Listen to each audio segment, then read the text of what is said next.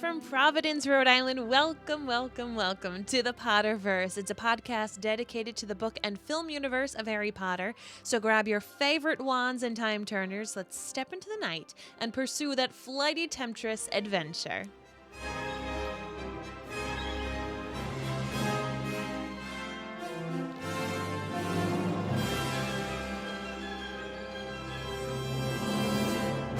Hi, everybody, and welcome back. My name is Mary Larson. My name is Blake, and this is one of those times. This is the second time in 4 books that I've actually found it hard to like Snape. Agreed. This is... Agreed. It does not happen often. It does not. Yes. But it does in this chapter, and, It's interesting because obviously this is a spoilerific podcast. We know what's happened. We know that in the long run, Snape is actually looking out for Harry in many ways. But we also know that he doesn't like Harry, that Harry reminds him of his dad. But when you're able to read it through the looking glass and you know the future and you know exactly what it is, you see Snape in different lights, like how we did in the last chapter where he was like, oh, Potter shouldn't do this. He's always getting into business. Maybe he was saying some of that to get him out. And yet in this chapter, you can't really play devil's advocate. Yeah, no, you can't. But a lot of it isn't necessarily towards Harry. Correct. Though Snape insinuates that he's purposely going to poison Harry in this chapter. But yeah, it's against Hermione, and it's... The last time I felt like this was when he was just awful to Neville. Correct. And I think that is why I have a hard time, just being okay with Snape. You can't love Snape. You can't be okay with Snape just... It's a grown man. Like, look at us. We're like not even getting into the chapter. We're just like, we need to lay this out. I know. Trolling on a 14-year-old. Agreed. That's hard for me to get. But you know what? Sorry. Well, no. I appreciate it. And we are going to get into this, of course. Yes. All right. So, chapter 18, The Weighing of the Wands. 4 summers ago, on his 11th birthday, he had entered Mr. Ollivander's shop with Hagrid to buy a wand. Mr. Ollivander had taken his measurements and then started handing him wands to try. Harry had waved what felt like every wand in the shop until at last he had found the one that suited him.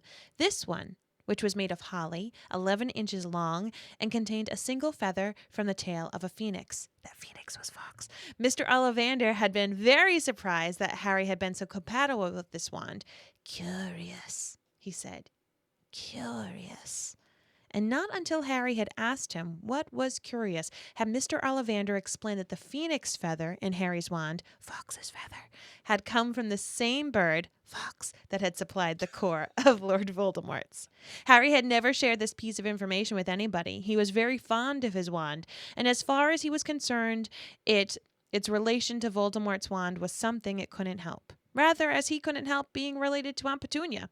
However, he'd really hoped that Ollivander wasn't about to tell the room about it. He had a funny feeling Rita Skeeter's quick quotes quill might just explode with excitement if he did. Oh, Rita Skeeter's also. Oof.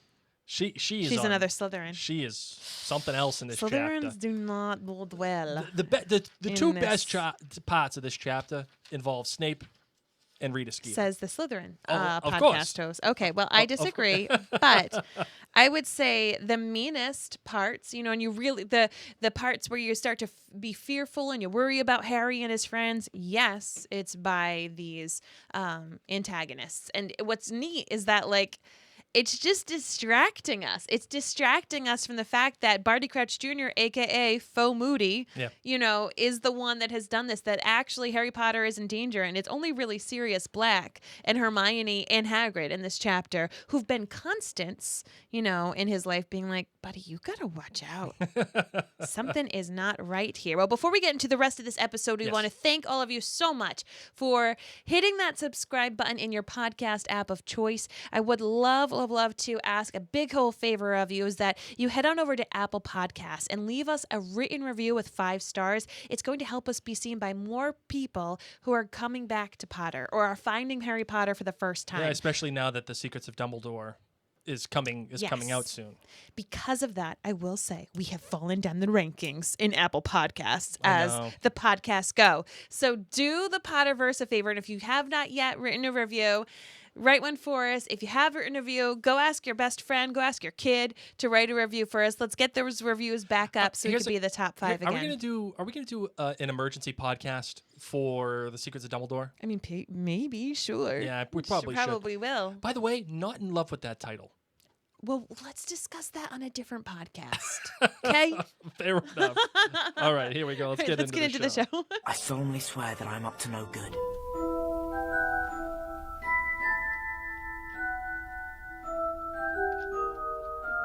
In case you were wondering how much time has gone by, still not that much. It's actually November 1st, the day after Halloween. I feel like we've been here for a very long time, but this chapter does span a couple of weeks of time. So don't worry, time eventually does pass in the massive book known as the Goblet of Fire. The Goblet of Fire.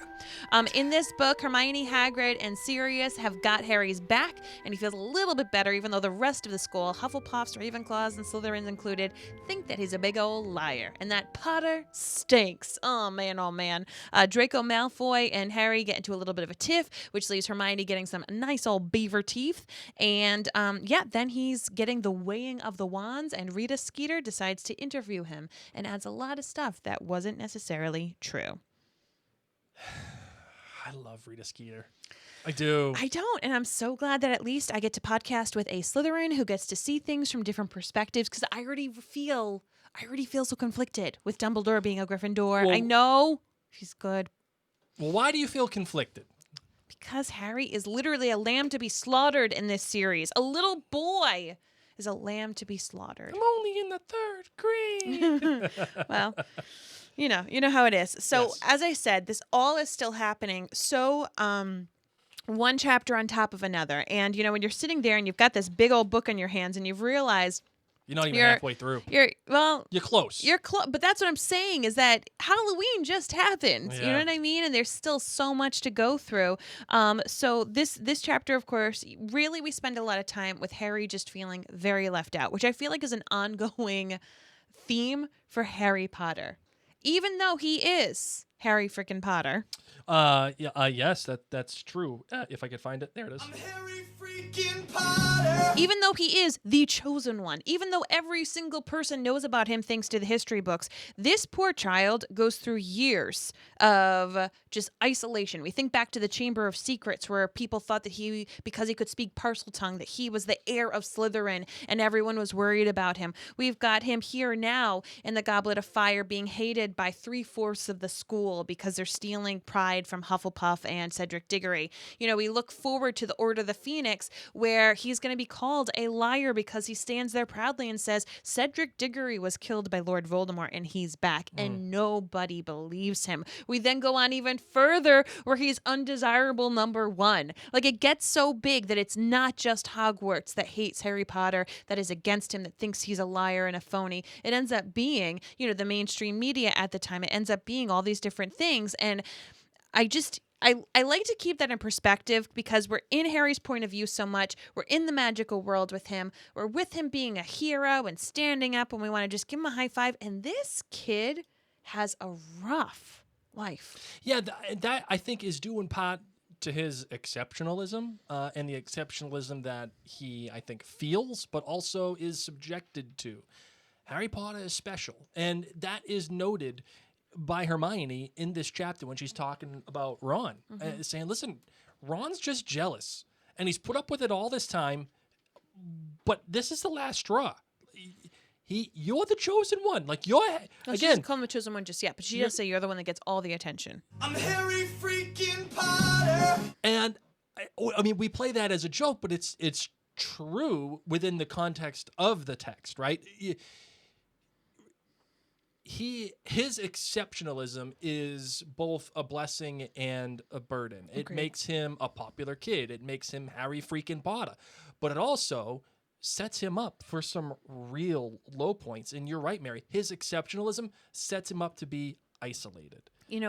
because nobody can understand him from that point of view. Yeah, I mean, just in general, fame, we all know that there's two sides to fame. We all know that all the famous actors and actresses and singers, as much as some may like them, some may hate them. We know that they always get hate mail and blasted on social media. Blake and I, when we started podcasting, we started to get, I just talked about those iTunes reviews. Well, we started to get a lot of iTunes reviews, and a couple of those would be these scathing, wretched, terrible ones. Why don't and you I'll never divorce forget. Mary? Yeah, literally one of them said, "Why don't you divorce Mary?" She sounds like a yapping dog. Thank you, person. You still haunt my dreams. But we ended up talking to a friend of ours who had been podcasting for a while, was really involved in the industry. And she said, when you start to get big, you start to get the haters. So know that when you get haters in any way, shape, or form, that means you're actually getting bigger and you're getting more well-known. And it just kind of comes with the territory. And here, poor Harry Potter obviously was going to have a few haters. He had the Draco Malfoys, Sure. But at this point, it's not just that. It's not just that he's famous. It's that he's like potentially stolen fame from somebody else who a lot of people have deemed worthy. And what hurts him, I think, the most, because you see it time and time again in this chapter, is his longing to share something with Ron. Yeah. So here's my question to you. Who is in the wrong? Should Ron apologize to Harry? Should Harry apologize or at least start a conversation to fix things with Ron? Who should, or should neither of them done it and should have just happened the way that it happens here in this book? Because should it have happened this chapter? And if so, who should have been the big one to do it? Well, let's keep in perspective. It's a 14-year-old boys. I know, so Hermione is very adult in this matter. She has the most emotional intelligence in this matter, and thank God that she does. The issue with this, and can I make a note? Both Hermione and Harry were only children.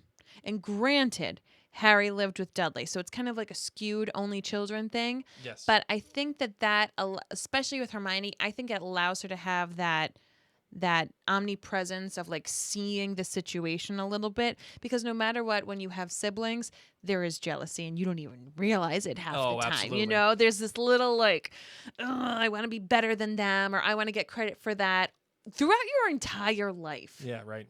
Your Absolutely. entire life. Well, the thing I like about this most... At least I'm speaking for myself, but I'm Ron. So. You are Ron. The thing I like about this most is that Hermione...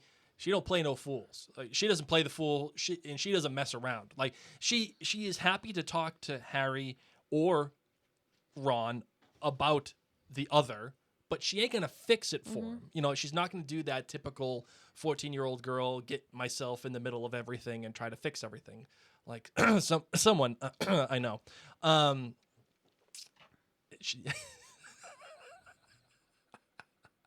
How to tell when the hosts aren't listening. I wasn't listening. Thanks, Blake. Do you want to recap? I took a moment to look at my phone. Oh, we're going to get another bad iTunes review. They're going to say Mary took a mental break for 30 seconds. Mary doesn't care what Blake says. Why don't you just divorce her? How can you have a podcast? You don't listen to each other. You're gonna get blood to death. Okay. Oh man. Sorry. All right. So we're just gonna whistle past that joke. Okay. Because I don't want to pay for it later on. Okay. Here we go. She doesn't get in the middle of it, and she forces Ron and Harry. Did you make an X-rated joke? No. Okay. I didn't. I just made a joke about your character. It's okay. She doesn't get herself in the middle of things, and Mary, I think you could probably assume what I'm talking about here. She chooses not to get in the middle. She wants Harry and Ron to fix it on their own, and she is like, "Dude, listen, you do it. You talk to Ron. You should be doing it." The thing I would say, this is why I'm not Hermione. The thing I would say about the situation is that neither I wouldn't have done that. I would have fixed it. Neither are wrong. Ron or Harry. They're not wrong and they're not right either. They're allowed to have their feelings. And that's a mark of good writing from the author. Because again... I mean, Ron is wrong in the sense that he thinks that Harry did put his name into the Goblet of Fire. Yeah, but he's...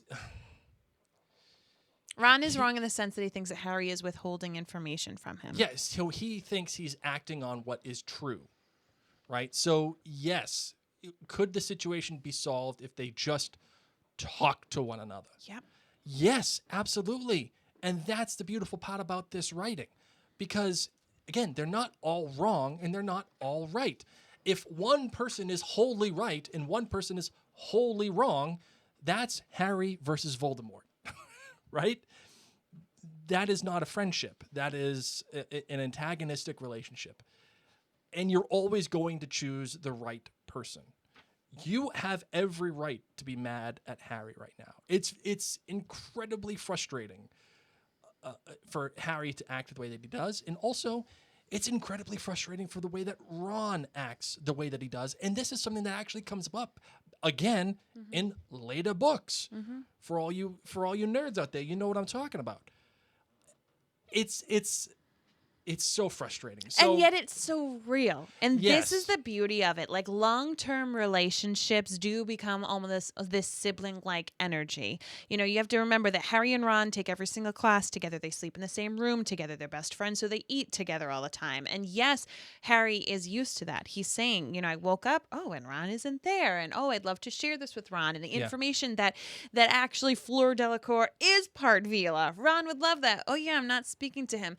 You're sitting here and I'm sitting here as the reader and now as, you know, adults that you and I are, Blake, and we're sitting here saying, Harry, just suck it up, man. Life is too short, you know? Just go over to him and be like, listen, man, I don't know what's going on, but can we please talk?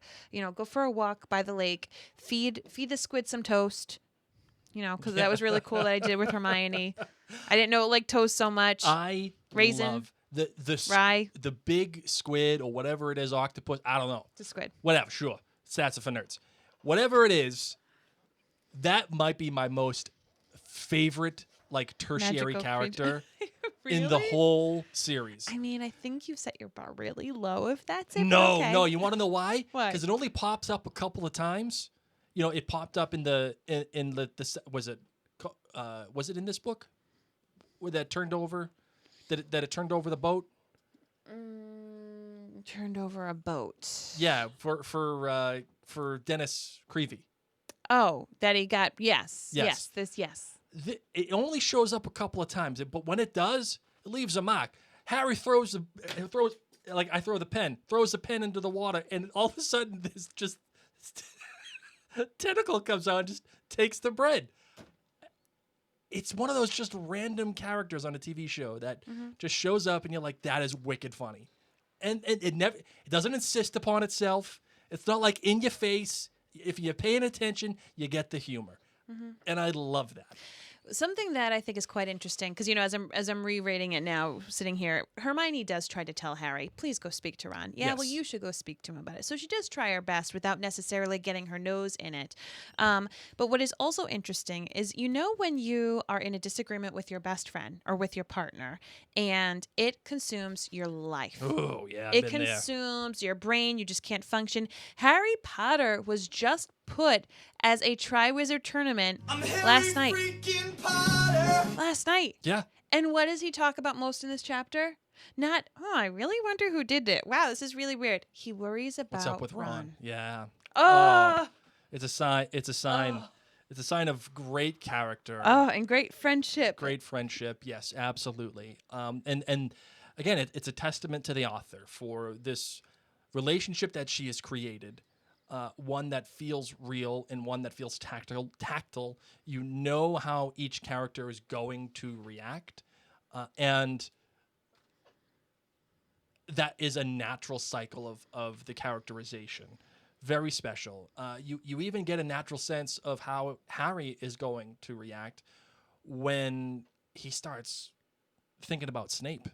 And like there is that part. I mean, I don't want to get ahead of ourselves here. Okay. Then do to keep going from where we are? No, you keep going from where you are. Then we'll get to it. Okay. We'll get into it. So Hermione does convince Harry to write this letter to Sirius because Sirius did say, if anything further creepy weird happens, please let me know. Well, something creepy weird just happened last night, man. Yeah. So let's let Sirius know. Of course, he has to not use Hedwig because Hedwig is just such an obvious owl, this beautiful snowy white owl. Pissed. Right? Hedwig is so mad. Harry gets upset because he's like, first Ron, now Hedwig's upset with me. Yeah. And, he just has to use one of the school owls so it can't be detected. Something that I thought was so sweet as I was reading it this time, obviously Hedwig is one of my top 3 favorite characters. And Hagrid picked Hedwig out. Like, he could have could have picked picked anything. any of these other owls. Yeah. And Hagrid, who is a care of magical creatures professor, who is someone who works very closely, knew to pick such an intelligent, wonderful bird. Not just that she was pretty, but it really makes me think that Hagrid, he got it. Yeah, that it wasn't even necessarily Hedwig's looks that made him pick it. That this is an owl that is really going to be intelligent and work well with Harry Potter. So I don't know. I love that two of my faves are connected. There's more clues that Hedwig, in fact, understands every single one of Harry's words. Yes. Is that my question to you, Mary? Is that just an innate character trait of owls in this world, or are there magical charms, or are there spells put on these owls so that they understand the words? I will tell you, Blake, I don't know enough about owls. If all owls are magical and capable. Sure. I don't know. That's you know what? Call out to the nerds. Yeah. Okay, Nerd Clan. If you know that answer, you tell us. Yes. Because that's it's a fair question. That is a very fair question. Very, very fair. Because I feel like they need to be trained. Yeah, like, you can't just go into the woods and take an owl and you got owls in the classroom doing ABCs? Yeah. I don't know what that means. Owls in a classroom doing ABCs. No, I don't understand. You learning how to speak English? Okay. They do it. Okay. You know what, Marvin? No. You're on Mars today. No, I'm not. I'm just not picturing Hedwig sitting there with a pencil, okay, this is how I make an A. No, but being cared for since they were young, learning how to do, you think about messenger pigeons or, birds of prey, raptors that hunt for people. They have to be trained generally from a young age. So maybe that is part of it. Okay. And maybe owls are above the rest when it comes to other raptor birds of prey. Fair enough. I'm a huge fan of raptor birds of prey. We actually just saw a bald eagle today. At Flew least so close to our car. At least it was 10 feet above our car. That's it. 5-foot wingspan, easily. Not even. It was like watching a dinosaur. It was enormous. It was so big, and I have no idea what it's doing near our house, as we live in complete suburbia in the city. But oh well. Have fun, Eagle. We're glad we saw you. I know. So once again, just kind of carrying on with the idea that nobody likes Harry right now. We do get a mention of some of the other Hufflepuffs who we've gotten to know over time. Justin the Finch-Fletchley reemergence of JFF and Ernie Macmillan not being the kindest, but I kind of get it. Well, see, this is something that we should definitely debate. Should the Puffs be mad? Should the Puffs be mad, and should they be outwardly mad? As the Ron that I am, yes, the Griffin Puff that I am, yeah, absolutely, I'd be mad. And henceforth, Ron is mad. He's mad just like the rest of the Puffs. Yeah, but the Ravenclaws, on the other hand, they don't care about nothing. No, but they're not nice to him either. Oh, no. That's what I don't understand. Okay, yeah. I think that it is perfectly acceptable for the Hufflepuffs to be upset. Okay? The Hufflepuffs, never have a moment to shine. It's only been Cedric Diggory. Cedric Diggory helped Hufflepuff beat Gryffindor once. In Quidditch. It was thanks to Cedric, okay? Thank you, Cedric. And now, this is their one moment to shine. Yeah. They're probably people are actually gonna know what a Hufflepuff is. We don't know, but here we go. And Harry Potter kind of steals their glory again. And they've been nice all this time. They've been nice. They've bit their tongue. Well, they weren't nice when Harry was talking about snakes. Well, once again, That's why I'm out on JFF. They're very loyal. Fair weather friend. I think actually they are fierce friends. Okay, let's use that fierce friend for Cedric Diggory. You mess with JFF, We're going to like bundle up and take care of our fellow puff. And the same is happening here. I think that the puffs take care of each other. Don't mess with a puff. All those little bee badgers are going to come after you. Honey badger. Honey badger. Don't care. Don't care. Mm-mm. Yeah, but wouldn't you feel like they would Don't mess with their own. say something along the lines of, yay, Hogwarts, we're all friends. No, they're Tauruses like me. Oh, okay. okay. They're kind and nurturing and protective, and they love to host and they love to be outside. But you flippin' mess with our herd. If there's a Friendsgiving to be had, it's at a Hufflepuff's house. You know it is. You know it is. But you mess with someone in their family, oh, watch out. I am surprised Molly Weasley was not a Hufflepuff. That's a good point. That is a good point. Don't mess with her daughter. And that also was a good point. Hey, that's what I'm talking about. Yeah. Mhm. So I'm giving JFF and Ernie McMillan a get out of jail free pass. The Ravenclaws, I got problems with them.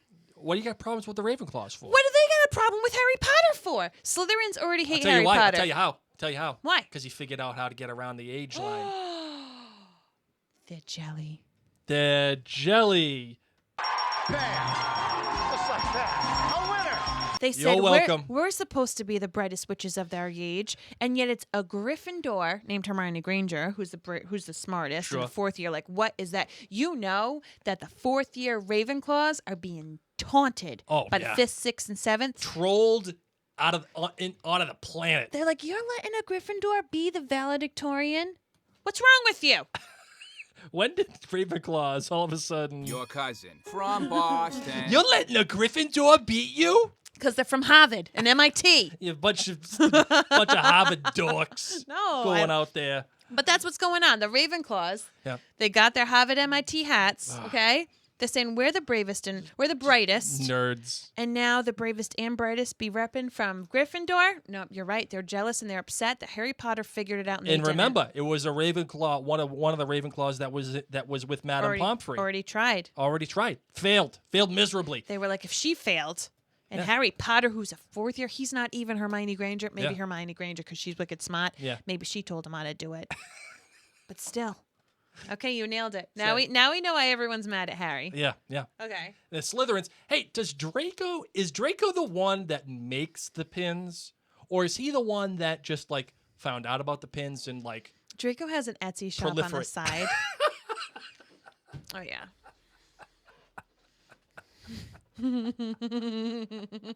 He has a whole studio set up Oh yeah. in his 4-poster bed, Yeah.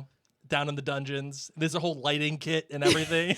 His Etsy username is called the Sneaky Snake.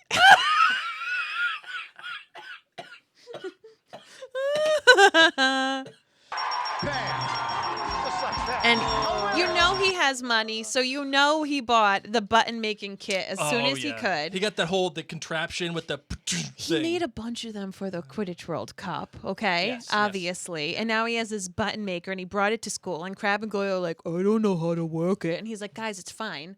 the sneaky snake. The Sneaky Snake, I'm going to make myself a little business. I don't want to have to ask my dad for penny candy money anymore. Sure, yeah. I want to get the newest broom. I want to get the firebolt. I need to save. My dad told me to get a job if I wanted the firebolt. Okay, so I got a job and I sell buttons.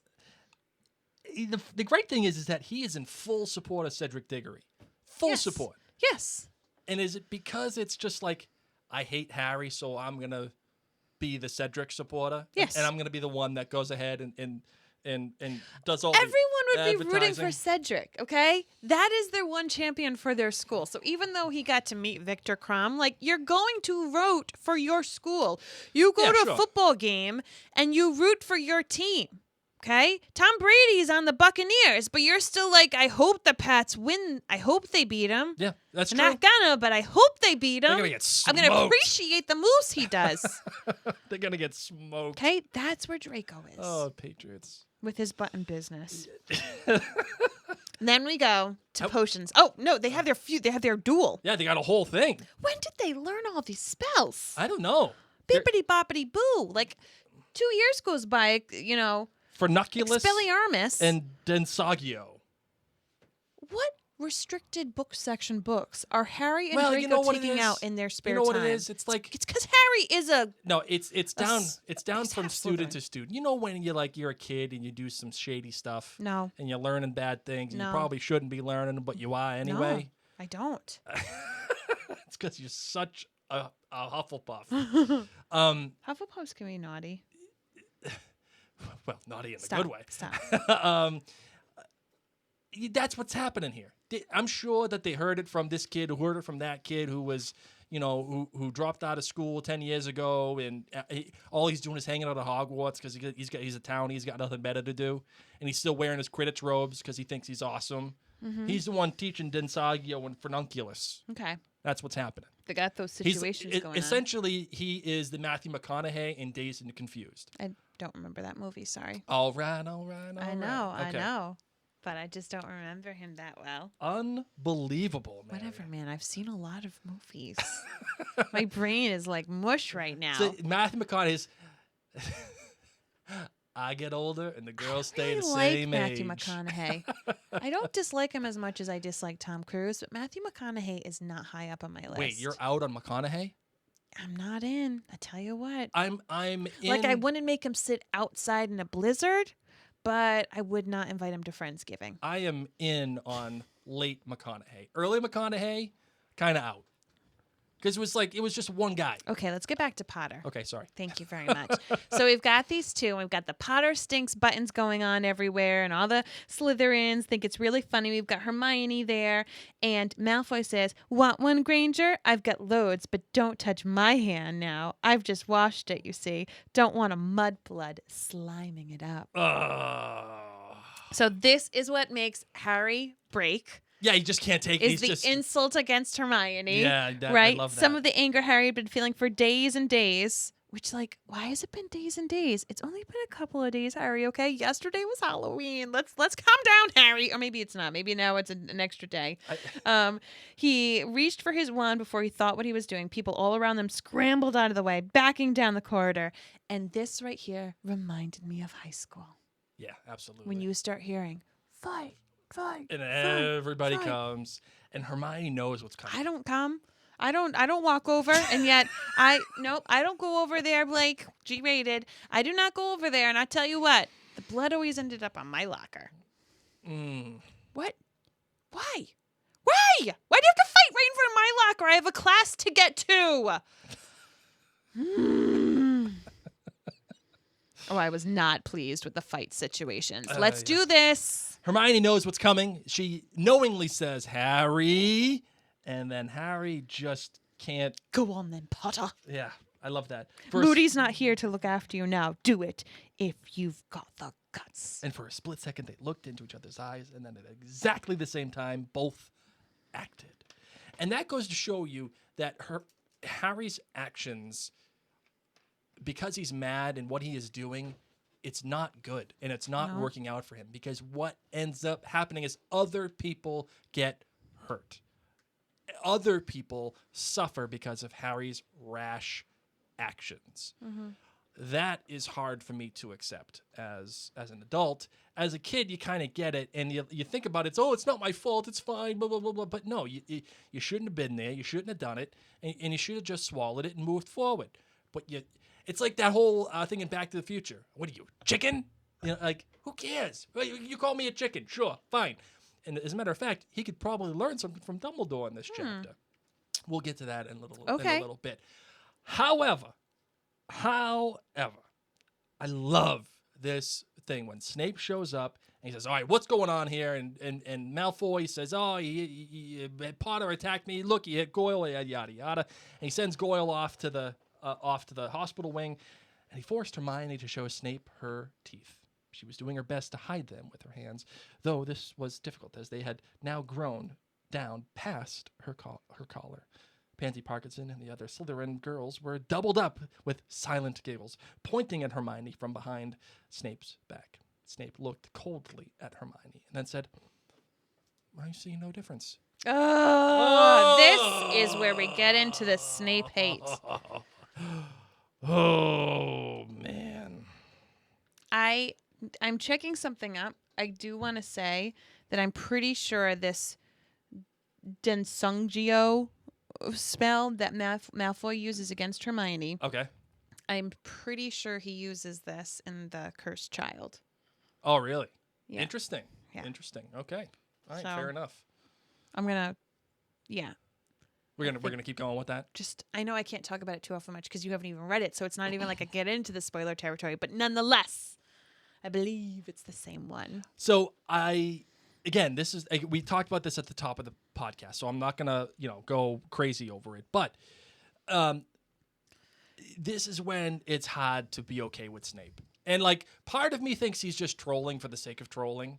But the fact that it's against Hermione too, because there is sometimes when I think maybe he has to put on such a big act that he doesn't like Harry to kind of throw people off of his scent, because he is a double agent. He is going to be like keeping his eyes and ears open to the dark side to see how he can protect Harry. So I appreciate when he's meh with Harry. But when it's against Neville or when it's against Hermione, I just don't like it. I just Part of me can't also make thinks it right. Part of me also thinks that Snape was made fun of a lot, and it was by James and the other Marauders. But he was made fun of a lot, and this is his way of taking that control back from when he was a kid. The bullies are frequently the ones who were first off bullied. Right, exactly. So this is his way of saying, okay, not right, fine, though. sure, whatever. I'm not saying it's right, but you understand the not the pathos, but yeah, I'd say understand. You understand the pathos behind it, the emotionality, and the logic behind It's it. just not right. Sorry, go ahead. Do you want me to blow your doors off or whatever you say? Bake it my is? noodle. Okay. How sure are you that Malfoy tried to hit Harry and not Hermione? Hermione is already known for having big, bucky teeth. Malfoy specifically chooses a spell that grows teeth, and he just did something to upset Hermione, and then that is what upsets Harry the most. Did Malfoy, on purpose, do this spell to Hermione? I believe no. I believe it's just luck of the draw and that this was interesting for the author. But that is a debate. It's supposedly that their spells rebounded and that's what hit her, but I find it quite interesting that he's always hitting on her in regards to the mudblood comments and, you gross me out. And Hermione is already known for having big buck teeth. Well, let's look at what the text says. Jets of light shot from both wands, hit each other in midair, and ricocheted off at angles. Harry's hit Goyle in the face, and Malfoy's hit Hermione. Goyle bellowed and put his hands to his nose, where the great ugly boils were springing up. Hermione, whimpering in the panic, was clutching her mouth. Okay, so what we have here in the text is they looked at each other, in each other's eyes, then exactly at the same time, they both acted. Then jets of light shoot from both the wands. They hit each other in mid-air and ricochet off at angles. My thought is they both shoot at each other, and they go off in a direction that, Maybe he was inspired, and he's like, I don't know what spell to do. Ooh, buck teeth. Okay, here we go. Yeah, the text suggests that it was shot at Harry. Agreed. Though I like where your head's at, Mary, because if you're going to hurt Harry, You hurt Hermione. you hurt Hermione. Harry can bounce back. Harry's been to the hospital wing more times than Right. not. And so is Hermione. And like I always say, too, like, hey, you want to call me names? Fine. You want to pummel me? You want to get on me? Absolutely. But you call All his day. wife a yappy dog You- on an Apple podcast review? You do something against my wife, and you are dead to me. D-E-D, dead. And you will never be forgiven, and I will likely harm you. Ooh, not really. Don't worry, friends. G-rated. It's absolutely true. Yes, you're right, Mary. I love where your head's at. And if this were a little bit more of an adult novel, I would say you're probably right. But it's just interesting, just to Yes. play with that.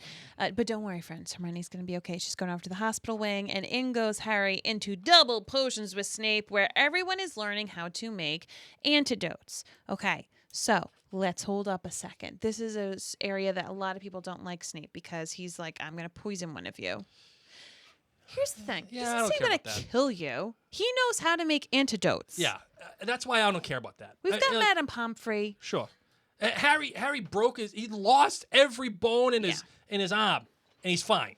Like, Snape saying I'm going to poison you doesn't really scare me. No, it doesn't scare me either. Because Snape won't let him die They just want to like practice on somebody. It's kind of like when you are a lifeguard and you have to go to the lifeguard test and someone has to go jump and lay down in the bottom of the pool and act like they're drowning, and you have to physically practice with a human body pulling them out of the water.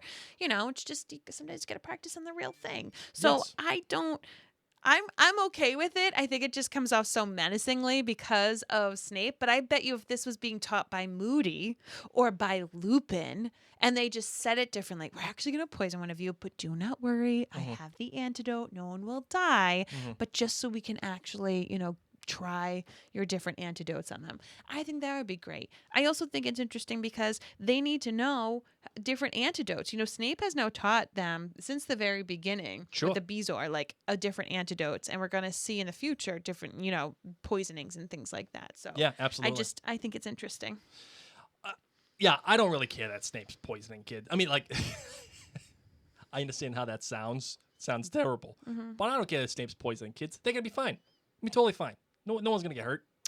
Colin Creevy comes up. Excuse me, sir. I need Harry Potter because he needs to come. Yes, we're going to do pictures. Famous. We're going to do pictures and do a write-up. He needs to take all of his stuff, and he's not coming back. I love how Colin Creevy, the first thing he says, talks about his pictures. Like, that's what he cares about most, is taking pictures. And it has nothing to necessarily do with pictures wholly. It's more about the weighing of the wands. That's the ceremony to which they've been invited. Which is a funny title because they physically don't weigh them, but it more comes down to evaluating the wands. That term of weighing, you know, really weighing the options against each other, not the physical weighing, just seeing how everything is. And it's Ollivander. He's back. Love Ollivander. I know. Curious. I miss the fact that this scene wasn't in the movie. I would have loved to see Ollivander again, particularly because we see him again in latter film. You know what I mean? Like, Ollivander has this bookend situation in the books and in the movies, but in the books he pops up, you know, specifically again here. And I love that. I love that we need to know that wands are important. Yes, they make the magic happen, but it is important for each person. So this kind of starts to go into the different wand lore. Yeah, and I noticed too that Ollivander, all he does is just rank on the wands that were not made by him. Oh, this is made by Grigorovich. Yeah, not to my style, but not you know, I would have done this if it were me. It would have been like that. I wonder who made floors. If it was Grigorovich, or if there's like a French artisanal, there has to be wand maker. You know. Yeah, there has to be. But it's like, it's totally boutique. Oh, you chose the Vila one? Yeah. Yeah, I don't really deal with I Vila. it's specially made. Like, I used my grandma's hair. Yeah. Ew! But fine. Hope she was alive when she gave that to you. Maybe she still is alive. Okay, cool. Notice too that that the characteristics of the wands seem to match those that of the contestants themselves. The one that Cedric has is rather springy, and Fleur's wand is really exceptionally inflexible. And what's his name there? Crumb. Yeah, thank you. Crumb's is rigid. So, and Harry's is supple. Now, I don't know what supple would be for a 14-year-old. That not the greatest look from Ollivander at that point, but I just like how the wands are reflecting the characters. And something too shows up. It also kind of plays on Fleur. The definition of supple: bending and moving easily and gracefully. Flexible. Ah, okay, fair enough. Thank you for that. I like how Fleur's is inflexible. And that kind of matches up with how she's acted so far. When Harry comes into that room and says, "Who's this little boy?" Mm-hmm. And then when it's announced that he's going to be one of the Triwizard Champions, she's like, "That can't be. That's ridiculous." She is the one who fights back. Mm-hmm. And she's the one who pushes exceptionally back against the idea of Harry doing that. So it shows how inflexible she truly is. Like that, I like building on that a lot. Building on those qualities that the author has already established. And then, of course, we get into Ollivander checking out Harry's wand. And Harry's heart kind of stops for a second because previous to this, he had his run-in with Rita Skeeter, which we missed, but we'll touch upon that briefly. Yeah. So he's just nervous, like, please, Ollivander, don't say anything. I know you geeked out about my wand last time, and it is really weird, but like, I like it, so please don't let it know it's a little dirty secret, Right. Because that is how Harry feels about it. And what's so interesting is that and I read this quote in the beginning of this podcast because he likens his wand that is connected to Voldemort. It has the same core. It has the same phoenix feather that Voldemort's wand has, and is the only two wands that this phoenix gave feathers to. And he likens this wand to how it being related to Voldemort is kind of like Harry Potter being related to Aunt Petunia. Yes. Don't really like it, not but it his is fault. what it is. And yeah. And what's interesting is that the wand protects Harry from Lord Voldemort. Petunia protects Harry because of the blood, blood situation and how he has to live in the house. We end up finding that out later on in books too. But like, he has to live with Aunt Petunia and her family because that gives him protection while he is still a child. Yeah. So I just thought that was neat that his mind said, "Oh, it's kind of like Aunt Petunia." Yes, it is. Yes, it is. Absolutely. Harry. And this idea of like placement and responsibility keeps coming up in this chapter, whether it is Harry talking to Hedwig and being like, it's not my fault, I can't use you, we need this, or it's Hermione saying to Harry, you're just the chosen one, it's not, I know that you're not like that's just the card that you've been given. Or it's this whole thing of it's not my fault about the wand or anything. It's just that's just the way that it is. It keeps coming back up in this chapter. Do you buy all of this? That it is what it is and it's not Harry's fault? Or do you think Harry is... I don't think it's Harry's fault. Or do you think Harry is... How do I want to put it? Is there any responsibility No. from Harry at all about what's happening? No. How come? He's 14. Give him a break. This just happened 2 days ago. What is going on? He doesn't know what's going on. His only family member that he can talk about has to communicate via owl. Yeah, but there is a... And Dumbledore, neither Dumbledore nor Professor McGonagall have taken the flippin' time to sit down with him since his name was chosen out of the Goblet of Fire and have a real, honest conversation. Professor McGonagall, as the head of his house, should have said, Potter, I'd like you to have breakfast with me in my office tomorrow. Yeah, good point. Because I kind of want to know a little bit more about what's going on. But there is, to me, a sense of Harry, don't be Harry about this. Harry, don't do... Like in the last book when Arthur Weasley is saying, you know what, Harry, do me a favor. Do me a favor. Don't go after Sirius. Don't do this. Just stay home. Stay home, relax, chill out. That's all you need. And I get a sense that as Harry gets older, he is doing more to be the Harry, that, in quotes, that we all know. And actually, I want to go back real quick to the entrance here about Snape when Harry was freaking out about Snape and how he wanted to Crucio him. Harry's ears were ringing. The injustice of it made him want to curse Snape into 1,000 slimy pieces. He passed Snape, walked with Ron to the back of the dungeon, and slammed his bag down onto the table. Ron was shaking with anger, too, for a moment. It felt as though everything was back to normal between them. But then Ron turned and sat down with Dean and Seamus instead, leaving Harry alone at his table.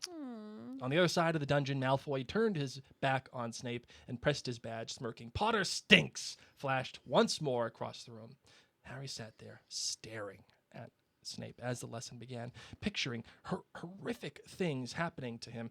If only he knew how to do the Cruciatus Curse, he'd have Snape flat on his back like that spider, jerking and twitching. Antidotes, said Snape.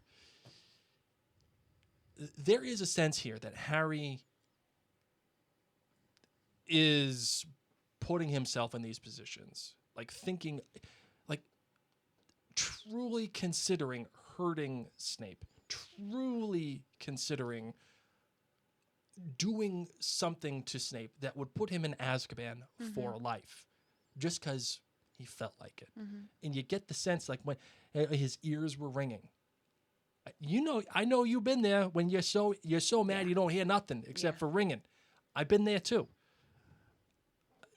Don't you get an idea that Harry would actually kind of do this if he actually really knew how to do it at this point?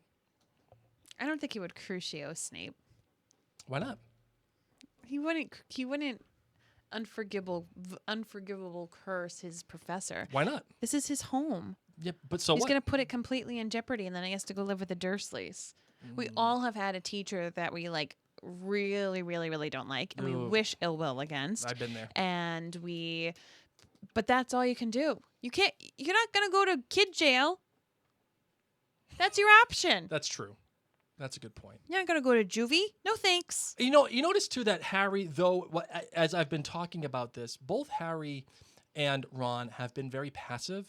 Like, you're just waiting for the other person to solve it. That's why I wanted to have that question. Who should have done it? And in my opinion, I don't know what conversations Hermione was having with Ron. But Hermione told Harry, you can fix this. You just got to go talk with him. So I assume Hermione was having the same conversations with Ron. But as we can only see things from Harry's perspective, I'm holding Harry a little bit more accountable at this point because he was given fair guidance as to how to solve this situation. And he pings and wants to talk to Ron the entire time, but Ron keeps hurting him. So I can appreciate that too. I'd be mad. I'd be like, fine, if you're going to pout and go sit with Seamus and Dean, fine, I'll just stew over here. And then later hang out with Rita Skeeter in a broom cupboard. Give me a break, Rita. No, she doesn't know. I highly doubt she knows unless she... Oh, no, she absolutely does know. She totally knows. This is the woman that knows she wrote the book eventually about Dumbledore. She's the one that she knows everything. Are you telling me that she isn't putting him in that cupboard? First, okay, number one, maybe she doesn't know, but the author does. So she's purposely doing that. Number two, she absolutely knows about the cupboard. That's where Harry... You're telling me she couldn't get one of her hands on one of them letters that was sent from Hogwarts to the house?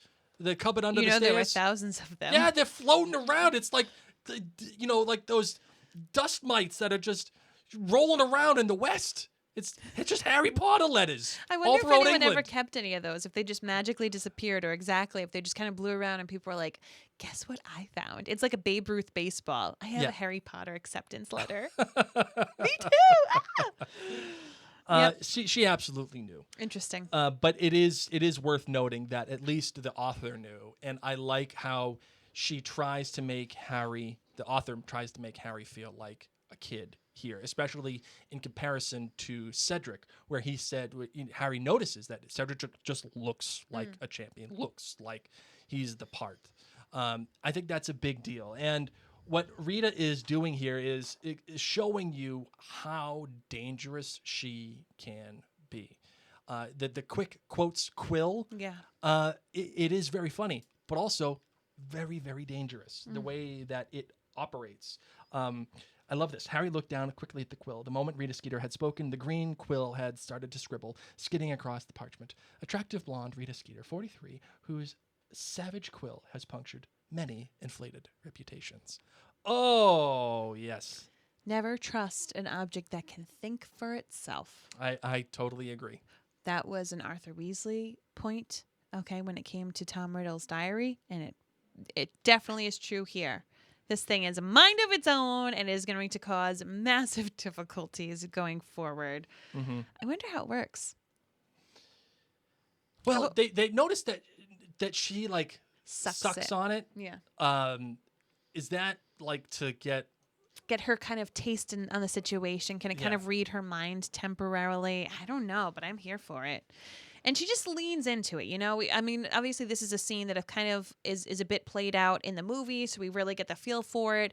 She elaborates on Harry's situation, asking him over and over, how do you think your parents would feel about this? Would they be proud of you? Would they be worried about you? And luckily, Harry is dragged from this for the weighing of the wands. It doesn't stay too long. Right. But I do love how this is written. Can you remember your parents at all? Said Rita Skeeter, talking over him. No, said Harry. How do you think they'd feel if they knew you were competing in the Triwizard Tournament? Proud, worried, angry? Harry was feeling really annoyed now. How on earth was he to know his parents would feel if they were alive? He could feel Rita Skeeter watching him very intently, frowning. He avoided her gaze and looked down at the words the quill had just written. Tears fill those startlingly green eyes. As our conversation turns to the parents he can barely remember. I have not got tears in my eyes, said Harry loudly. Love this. I love it. Shows you the power of the written word. Kind of goes back to the Last Kingdom a little bit for me here, where the written word is what matters most. You could say anything you want to say, but whatever you got written is what's important. Yep. What's his name? My favorite character almost in all of Harry Potter. Yeah, so much that you really remember his name. Kenneth Branagh, Gilderoy. Did you like how I said Gil? Because I knew. Gilderoy, written word. Doesn't matter what you did, written word. Same thing here with Rita Skeeter. Doesn't matter what you did, written word. Though she does have a competitor. And that competitor is one Albus Dumbledore. Oh, shade in a way that you didn't even know it was shade. Oh, goodness gracious. I love this. I hope you saw my piece over the summer of the International Confederation of Wizards Conference. Enchantingly nasty, said Dumbledore, his eyes twinkling. I particularly enjoyed your description of me as an absolute dingbat. As an obsolete dingbat. Rita Skeeter didn't look remotely abashed. I was just making the point that some of your ideas are a little old-fashioned, Dumbledore, and that many wizards in the street... I will be delighted to hear the reasoning behind the rudeness, Rita, said Dumbledore with a courteous bow and a smile. But I'm afraid we'll have to discuss the matter later. The weighing of the wands is about to start, and it cannot take place if one of our champions is in a broom cupboard. Yeah. That's not going to work for us, Rita. So we'll reconvene on your rudeness. This. Kisses. The cool, composed Dumbledore who just kill them with kindness. And what Rita Skeeter desires most is the power of her words. And when you deny her that power, that Dumbledore knows that is what just digs it in even further on her. When you're like, yeah, you did a great job. And, I'd love to hear about it. Yep. But you know what? Can't do it right now. We're busy. We got things going on. Sorry. When you neutralize that power, it goes right into Rita Skeeter. It shows you the power of negotiation and how to mess with somebody. Agreed. So take what someone likes best and destroy it. That is the art of the game, I'll say. Anything else you want to say about this chapter, Marvin? No, that's about it. Are you ready for your... Shoot, I feel like I different perspected the button thing. Okay. Well, it's time for different perspective. You got one? Let's see. I know you got Rolodex. one. I know you got one. Here we go. Ready? And here we go. Holy cricket! You're Harry Potter! I'm Hermione Granger. And you are? Albus Dumbledore. Albus! How are you today? I'm a little busy. Why? You got things going on. The weighing of the wands. Rita Skeeter's banging around here. Harry freaking Potter. Harry freaking Potter. Yeah. Sorry. I'm Harry freaking Potter. Uh-huh. Curious. That's one of Ollivander's favorite words when it comes to Harry. And it's just, I can't yet wrap my mind around what happened last night. Or 2 weeks ago. Yeah. Never mind. Because everything's stats are for nerds. Stats are for nerds. Stats are for nerds. I'm very calm. Yes. In case you didn't know. Well, why wouldn't you be? I'm so calm that even when I'm told I'm obnoxious An nitwit, obsolete dingbat. Yes. Hey, whatevs. I'm really glad she learned vocabulary at school. Finally. Yeah. had low hopes for her. What is it that Frank Randall says? I had low expectations to begin with. And she met them. Oh, you know what I have to say? I have to do this because we just mentioned Frank Randall. Dumbledore, you mentioned Outlander, you mentioned Frank, and I just have to.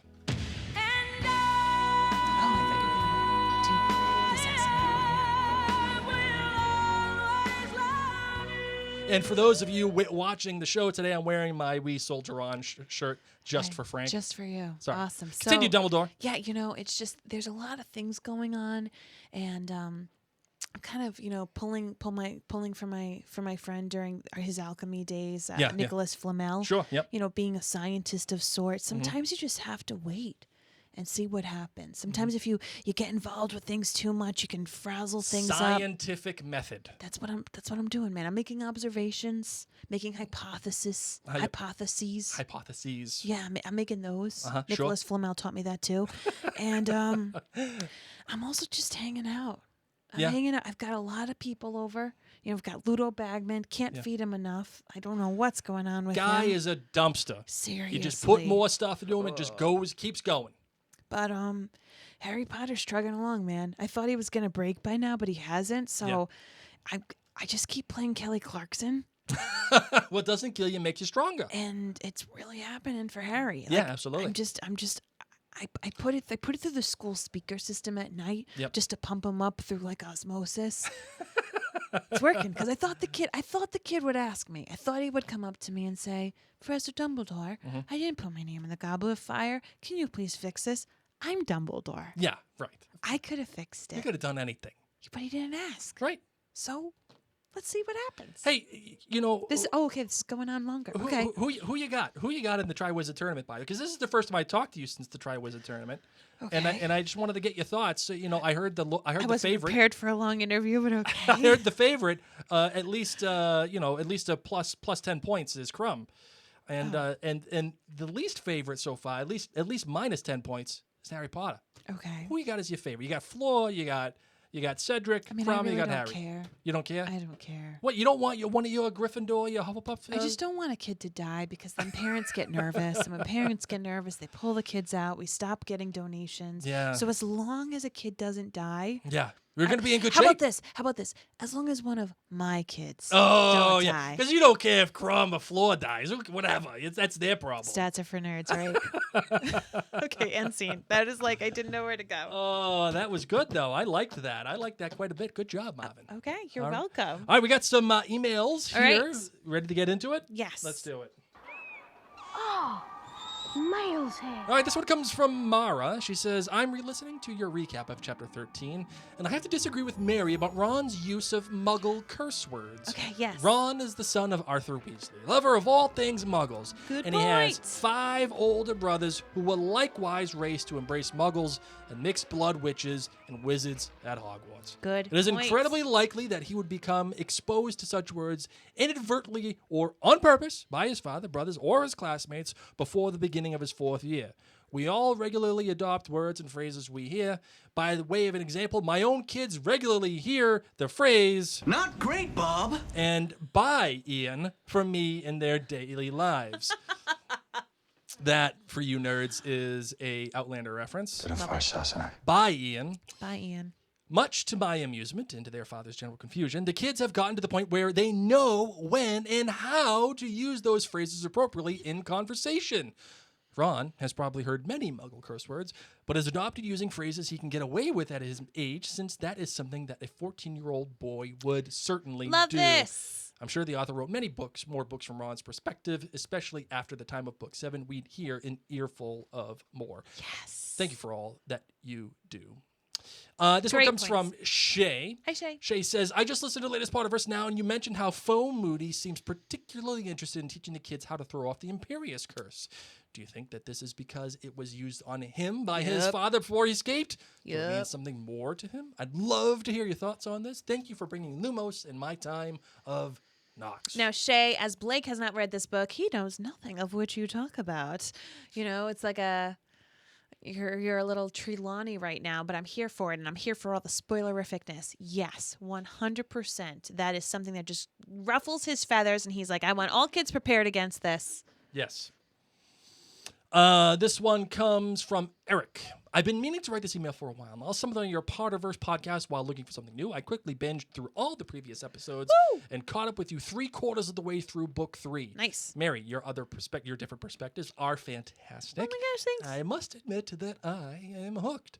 I passed your show on to numerous other friends. Hi, Baker. Okay, Baker. Hi. Hi, Baker. Baker, what's going on? Baker, you can always call us in, write us an email, and I'll say your name right, Baker. Your cousin from Boston. And since finding your show, I've acquired all 7 books on Audible and have listened to these series completely 3 times now. Perks of my job being able to listen all day long. Nice. In your last episode, the one for Mad Eye Moody, you mentioned Trelawney being a nut job and has always wrong. Well, she's a nut job but she is typically right. She is. In that specific chapter, she said Harry must have been born in midwinter, and Harry responded that he was actually born in July.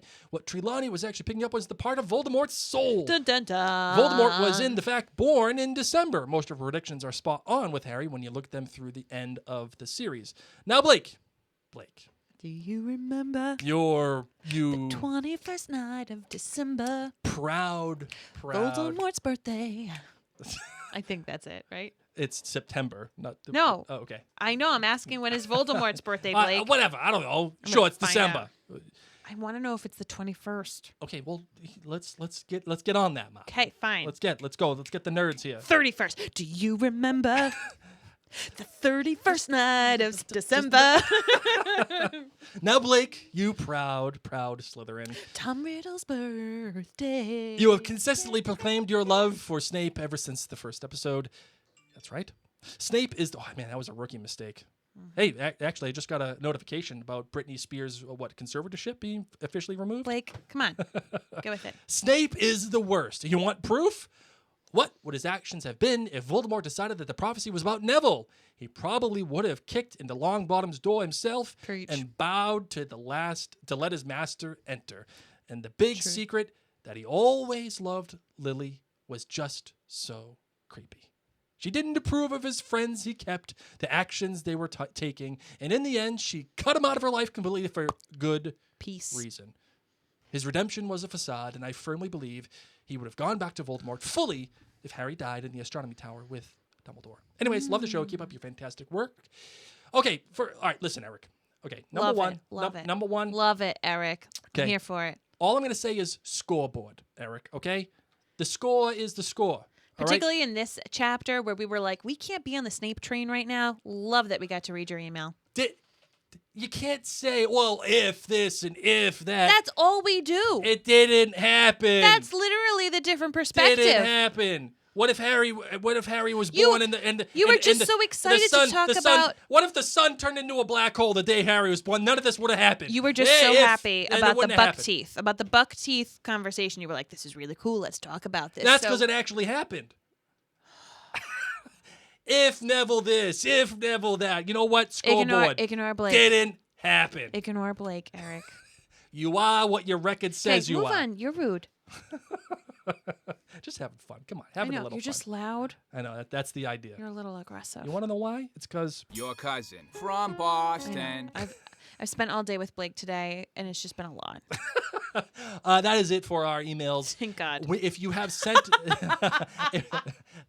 If you have sent some more recently, we will get to them. It's just I had to get through our backlog of the emails that we had, so I had to get them all out. So the more recent ones that have been coming up, you will be put on next episode.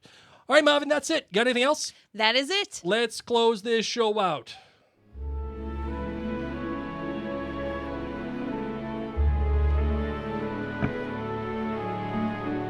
Do you remember the 31st night of December? You're not going to let that one go, are you? No. I have to find the rest of the words now. It's going to be amazing. It's going to be so amazing because his birth origin story is freaking crazy. Voldemort was born on New Year's Eve. Yeah. That's wild. Yeah. And his dad was in the love potion. Oh. Freaking crazy, man. Okay, so thank you all so very much. As I asked earlier, please take the time to go to Apple Podcasts. Even if you watch us on Facebook or YouTube, do us a big favor. Head to Apple Podcasts, as that is where most people are finding the Potterverse. Leave us a 5-star review plus a sentence or two, as that really, really helps other people find us. We do have a complimentary texting service, so if you wanted to join in the live discussions on Facebook or YouTube when the video aspect of the podcast comes up, make sure you get out your phones. If you're in the US, the number is 81010 and the message field at Elder1. So the at symbol Elder1. All one word, no spaces. 81010 at Elder1. And if you are out of the country, out of the US, you have to go to remind.com/join/Elder1 and you will be on the complimentary service. That's it. That's all we got. That's it, friends. Thank you ever so much. My name is Mary. My name is Blake. Mischief managed.